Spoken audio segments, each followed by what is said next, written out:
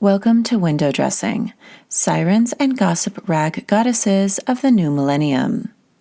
This week, I am diving into part 2 of Aubrey O'Day, Making the Band, and Diddy. If you haven't listened to part 1, go and listen to it. I am picking back up with the Making the Band supergroup, Danity Kane, and their debut album.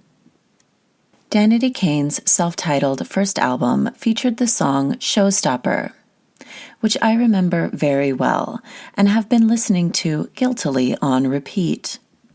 I say guiltily because I'm not sure that the group members of Danity Kane make any money from that song. They were never properly compensated for their time in the band or on the show. Danity Kane sold 38 million records in a time when people were still buying music physically.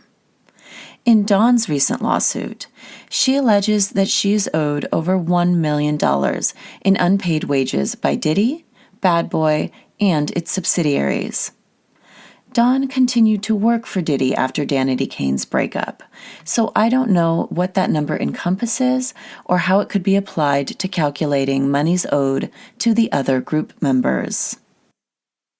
Diddy, in what reads now as a preemptive image cleanup, tried to give back the rights to his artists. He came to all members of Danity Kane with paperwork that afforded them pennies for their silence. It was basically a publishing deal that only included streaming and no money for the physical CDs sold. The contract's fine print was essentially an extended NDA prohibiting them from saying anything negative about Diddy, Bad Boy, or the experience of working with him. The offer came a couple of months before Cassie's lawsuit. Aubrey went public about the deal and refused to sign. She said she contacted all her bandmates and asked them not to sign too. It is unclear who in Danity Kane signed and who didn't. We can assume Dawn did not because of her recent lawsuit.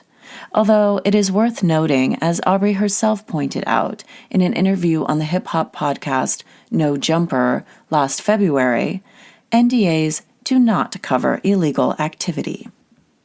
The girls travel to Los Angeles to do press and film the video for Showstopper. The group has officially been named, and they are asked many times over to explain the origin of the name Danity Kane. The closest we come to an explanation is that it is based on a fictional superhero. While in LA, they stay in a palatial Hollywood Hills estate. The star treatment extends to the video shoot, where they get their first taste of Hollywood magic. Showstopper is an iconic music video. It's filmed primarily on Hollywood Boulevard in a candy-painted lowrider that reads Danity Kane on the hood. The car is equipped with hydraulics, and the interior is Louis Vuitton. There is a moment when the girls are in the car on Hollywood Boulevard filming, and the crowds recognize them. Aubrey says in her confessional interview, "That moment was larger than us." The whole experience is featured on Making the Video and Making the Band. The director of the video, Jess Terrero, known for several J-Lo projects and a smattering of films, makes the girls look like a cross between streetwalkers and pimps in this video. There is a still shot of Aubrey wearing 2 brass knuckle-style rings that say Danity Kane. That image will be on Window Dressing's Instagram page ASAP. The only issue during filming was the car's battery. It kept dying, making it difficult to actually drive the car. During this time, I had a 1978 Lincoln Continental that I shared with my best friend, Robin. The battery died all the time. I carried a portable jumper in the back. Robin later, actually very recently, purchased a red 1976 Lincoln in memory of the 78, which I eventually sold to a teenager who robbed a liquor store with it. It was a very obvious getaway car, so unfortunately it was traced back to me. He hadn't filed the paperwork with the DMV. I was still the official owner of said getaway car.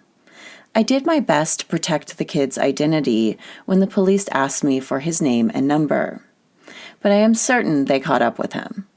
Also, just to be clear, no one was hurt in the robbery, and I was just protecting the spirit of my car, which was sort of made for that kind of activity. The height of the video is the dance break on a pre-wedded Hollywood boulevard in the middle of the night. The girls are dressed in bandeau bodycon-style clubwear in that early 2000s way, where each individual outfit reflects but does not mirror the other's outfit. Aubrey's look is a deep V black bodysuit. She wears it with thigh-high black boots and her blonde hair curled and sideswept over her face. This is such a fun video and song. For people who don't remember Making the Band or Danity Kane, you will recall this song. It was everywhere at the time, which was 2006. After they finish recording their first video, Danity Kane performs live in New York for the Making the Band 3 finale, before Making the Band 4 begins. The live performance is almost rained out, but by the grace of God, it goes on as scheduled. I am less concerned about the weather in this finale episode and more focused on the outfits. The girls are beyond compelling performances. They are, in fact, show-stopping. The outfits are a kind of all that jazz looking black and white combo. They all wear matching but different iterations of men's button-downs and black pants. It employs that same reflecting but not mirroring trick I spoke about earlier that was all the rage in early 2000s group wardrobe. Or even coupledom. Think Britney and Justin's 2001 MTV Awards denim look. Andrea is wearing a black leotard with a cropped men's shirt with heels. Aubrey wears black capri pants with boots and a midriff-bearing cropped men's shirt. She layers gold necklaces that are chainmail-esque with matching chandelier/drop-style chainmail earrings. The outfit looks like the very beginning of a fast fashion trend that people would have waited in line for at H&M, which, by the way, opened its first U.S. store in the year 2000. The next time we see Danity Kane and Diddy in the same room, he is not happy about Aubrey's look. Making the Band returns post-Danity Kane's first album for Making the Band 4. The next iteration includes the boy band Day 26 and the solo artist Donnie. The first season of Making the Band 4 does not include Danity Kane, but they are brought back for the second season as part of Diddy's new plan of flooding the marketplace. In Diddy's first meeting back with Danity Kane, he asks Aubrey to stay behind. He says, "I gotta be honest, there is a chance you're holding this group back by some of your actions and you not knowing how serious this thing is. And I ain't gonna let you fuck up my money." Quick point. That is verbatim what a pimp says to a hoe. She says, "So tell me how you feel." He replies, "That is how I feel. I feel like some of your actions, your decisions, some of your choices affect the group." She says, "Like what?" He says, "Whether you decide to turn your eyes green or you decide to get a weave, you gotta get that approved."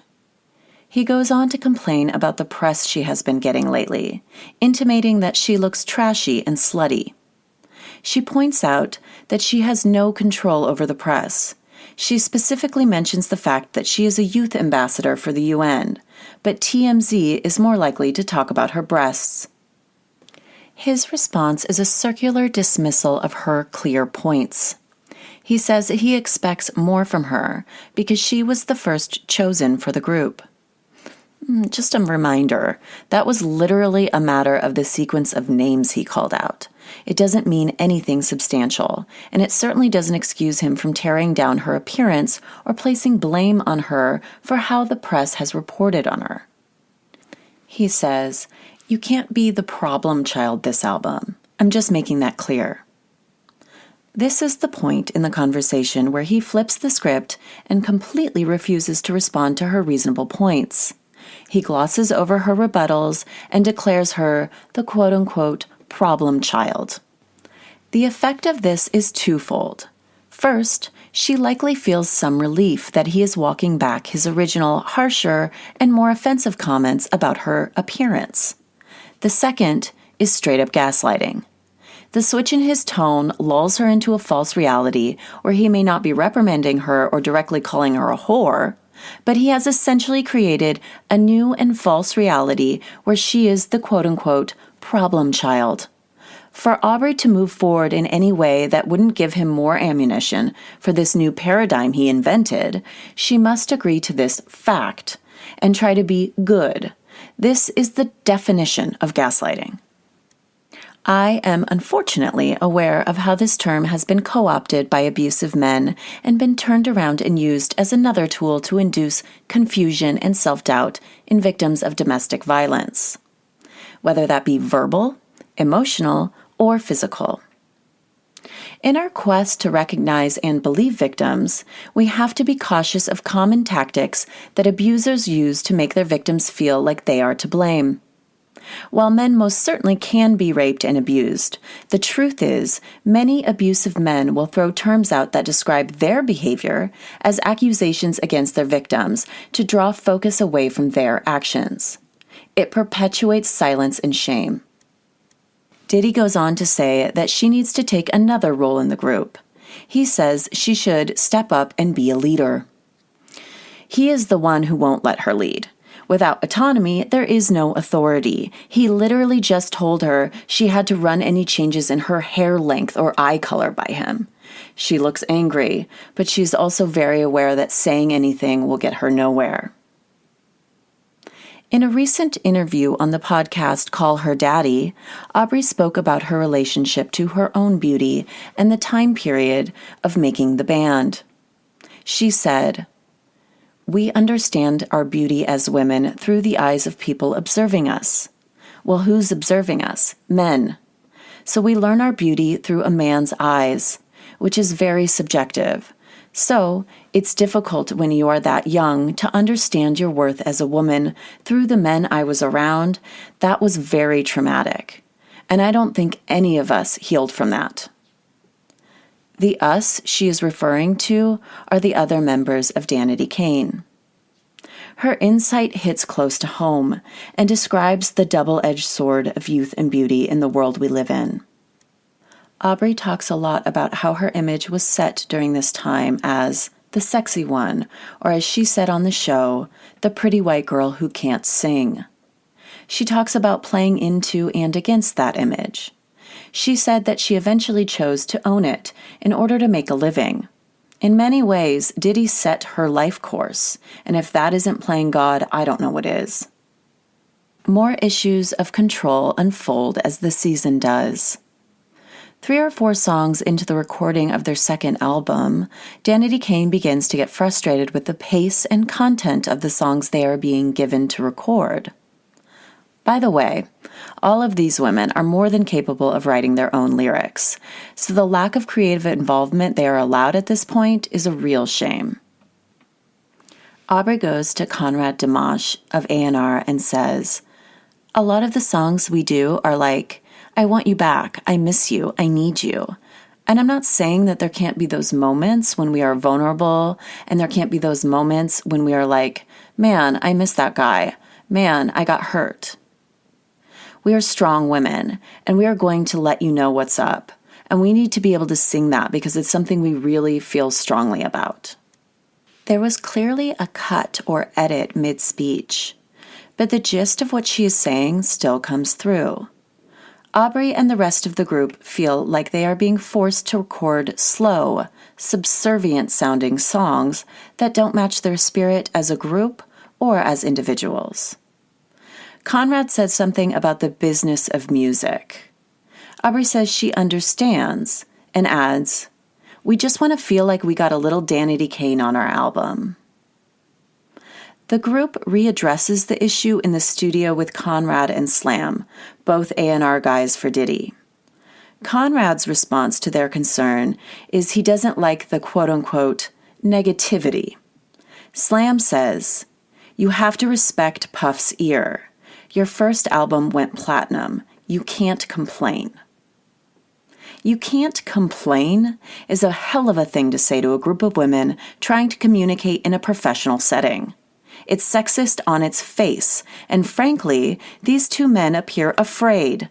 Their dismissive responses give away their lack of power in the situation to do or act independently of Diddy. The two men leave the studio to call Diddy. This is when Aubrey says, "It's a pimp and hoe situation.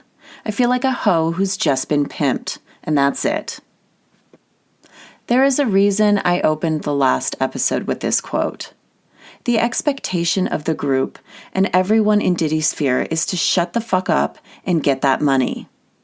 The sharper edges of that dagger seem to be pointed at Aubrey. That brand of misogyny is a direct result of her power and his fear of it. This isn't just about doing what you are told. It's about dimming your light unless it shines on him. I think this is a ubiquitous experience in male-female dynamics. I have had mentor-mentee relationships with men that didn't have any hint of this kind of sexism. Well, one, I want to be clear that it is possible. And while the last thing I am here to do is defend men, I know that there are some good ones. I have rarely run into them, especially romantically, but professionally I have. Hi, Gary. The girls meet with Diddy after the confrontation in the studio with the A&R guys. The blame for the issues almost immediately falls on Aubrey, the problem child of the group. Diddy says, "Aubrey, you ain't got nothing to say? You got such a big mouth when I'm gone. You got something to say? Say it now." Aubrey has her hair in a low pony with side-swooped bangs and giant gold chandelier earrings that evoke a time and accessory decadence that could stand a comeback. She responds to his pointed dagger with a simple explanation that reiterates the group's concerns over the direction of their second album. Diddy responds, "You are all here to play on a team. There is one coach. You gotta respect that." Dee Woods does that thing that works with men like this. She feigns acquiescence by reframing their concerns. She says, "We really want to understand your vision for this record." This almost immediately makes Diddy walk back the direction he has been pushing them, slow heartbreak ballads, and reroute to the direction they want to go in, dance pop empowerment. He says, "These aren't final records on your album, but if I feel something and I at least want to hear your texture on it, that's the play that I'm calling. Go run the play." The latter part of his statement makes me feel ill, but you can see how the substance of it re-narrates their concerns as not founded, while redirecting his anger at their lack of obedience instead of acknowledging any disagreement about direction. Aubrey says, "This is very personal to us, and as an artist, I would think you would understand it." She finishes by saying, "We just want to love what we do." Her refusal to follow his misleading lead grounds the conversation in reality. Faced with being boxed in by authentic emotions and cameras, he pivots and apologizes. He says that as a coach, he is sorry that he didn't communicate more directly. Here's the thing. His statement takes zero responsibility for being wrong or not valuing the group's opinion, but instead says, "I should have been clearer about what I wanted you to do." That is outrageous. But that being said, it comes off as a sincere apology, and the girls are overjoyed at what feels to them like care and listening on his end.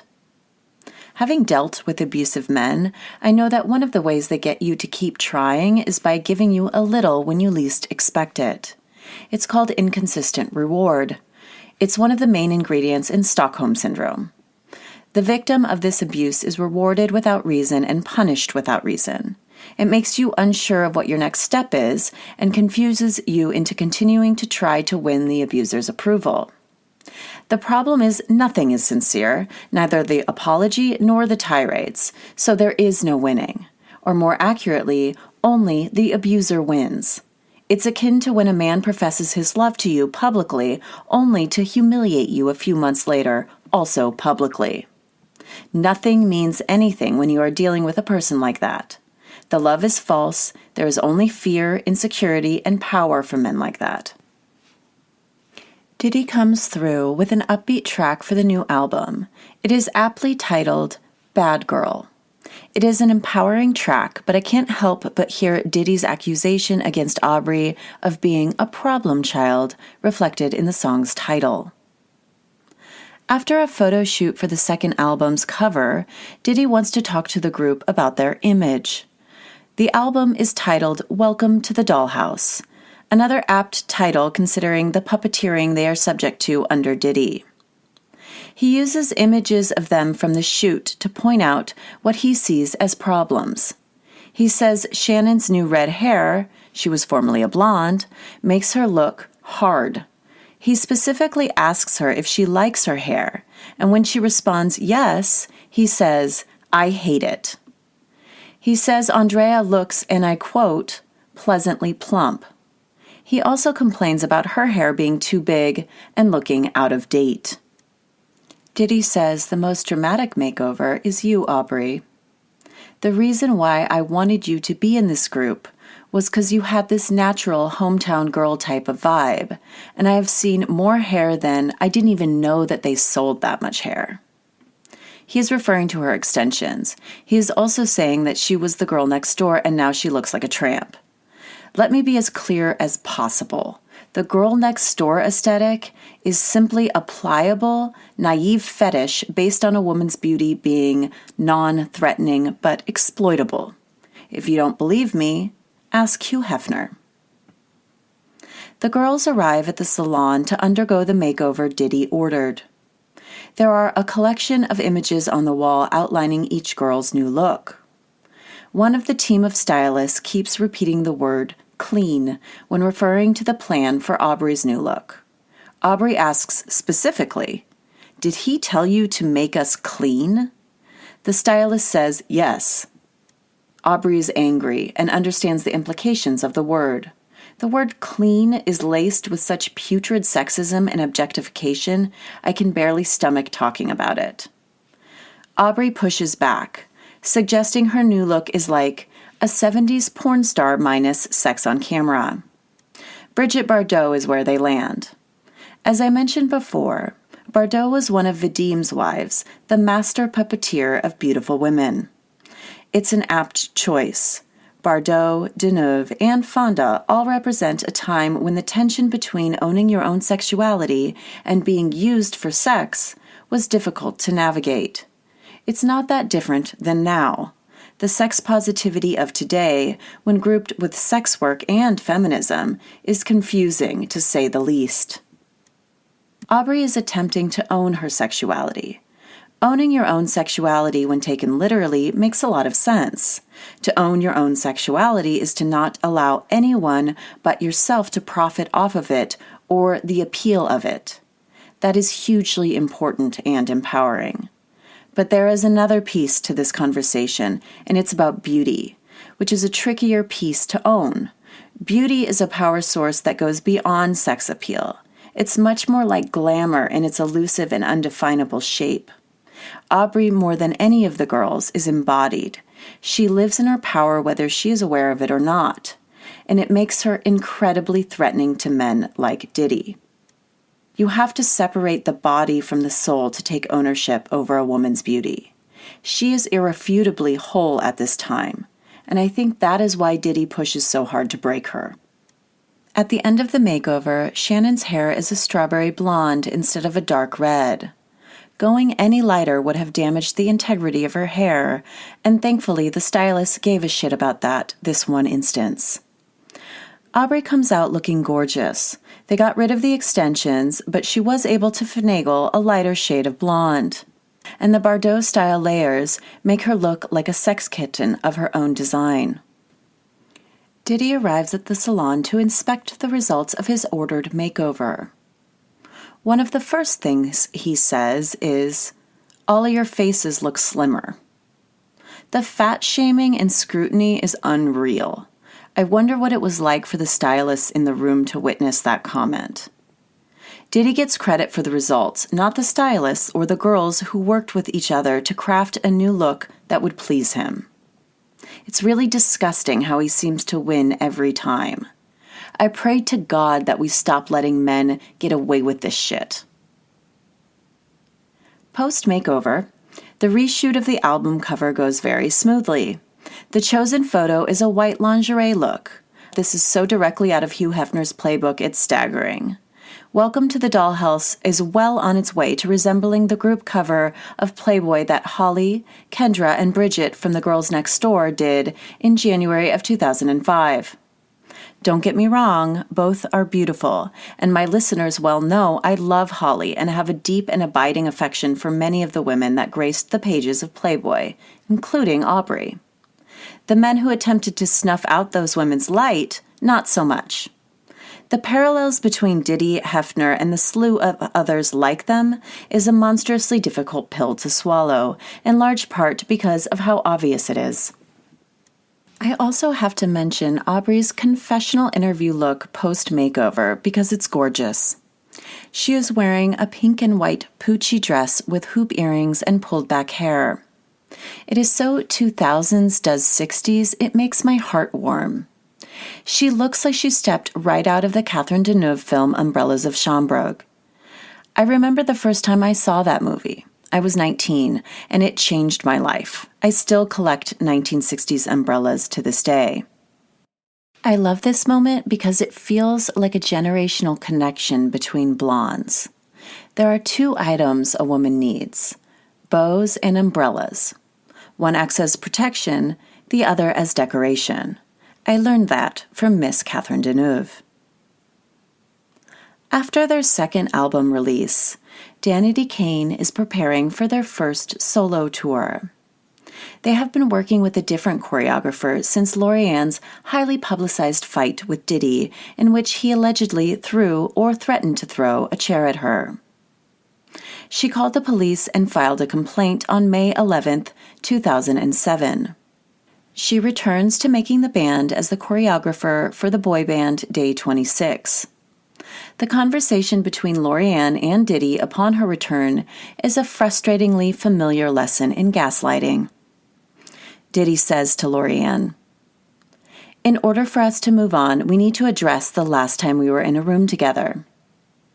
Lorianne says, "I thought that you crossed a line in how you addressed me. It was not correct. It wasn't right. I have never disrespected you." I love that she says it was not correct. That is a turn of phrase that indicates a firm grasp of reality and a justified indignance. He says, "You crossed the line as far as me being the boss of this." Her response to that is, they will have to agree to disagree, but she refrains from arguing further because it is clear no ground will be won in the process. Diddy, instead of apologizing or taking any accountability, says, "Did you miss me when you was away from me? Even just a little bit?" His cutesy bullshit shouldn't work, but it does. I can personally attest to the fact that when somebody makes you feel like garbage or disrespects you by screaming in your face, you become fearful and therefore vulnerable, which in turn leads to pliability. She already used her considerable strength to stand up to this man, and when she is met with a softened tone and cutesy kindness, it throws her. Rather than expending more energy to defend against what is essentially kindness in the form of manipulation, she stands down and acquiesces. This is the most socially acceptable route, and I might add, the only one that allows her to keep her job and remain safe in the dynamic with Diddy. He seals his manipulations with these words: "At the end of the day, it was a bad day, and we need to get back to the work. I love your energy no matter how crazy you are. You love my energy no matter how crazy I am. We are both crazy artists, and we should be able to be that around each other." "We should be able to be that around each other" is the part of this statement that borders on cliché. It is so by rote gaslighting. He is saying there should be a safe space for him to yell at her. Keep in mind that she did not initiate a screaming match. She defended herself in the moment. Abusive men will push and silence until you stand up for yourself. It is at this breaking point that they will turn the blame on you. I have an ex-boyfriend who was so verbally abusive, I would typically leave his house in tears to the point that I was a mess for days after. I finally told him how I felt about the things he had done, and he recorded me. He pushed me to the breaking point and then recorded it happening. It was a violation that I will not soon forget. I recently watched a show called Adult Content. It's a British mini-series about a woman who came up in porn. Her daughter was raped, but she didn't initially recognize it as such. She eventually realizes that her perception of what is appropriate is skewed, and she was wrong. She tells her daughter that if she does decide to confront the boy who did it, she should be prepared for him to not even remember the incident. This is so true. Men with power think they don't hurt women because it doesn't hurt them. So let this be a lesson to men and boys out there who see themselves as different than a monster like Diddy. You are not different. Not until you start listening to the women you are harming and start taking responsibility for the power you are afforded in our society by the simple fact of your sex. The conversation ends with Diddy saying, "Don't curse out the general." Lorianne begins to argue, saying, "I didn't curse you out. You cursed me out first." But she is met with an eye roll and leaves it at, "We are just going to have to agree to disagree." It is my sincerest hope that the impresario act of men like Diddy fails to hold the attention of a public who is no longer willing to suspend disbelief in the service of a failed magician. I'm going to stop here this week and pick up next time for my final Aubrey O'Day, Making the Band, and Diddy episode. So please join me next week for part 3. Thank you for listening to Window Dressing, Sirens and Gossip Rag Goddesses of the New Millennium. Please rate and follow this podcast wherever you are listening, and join me on Instagram at Window Dressing Podcast for additional content. Thank you. I'm Madeline Jane Auble.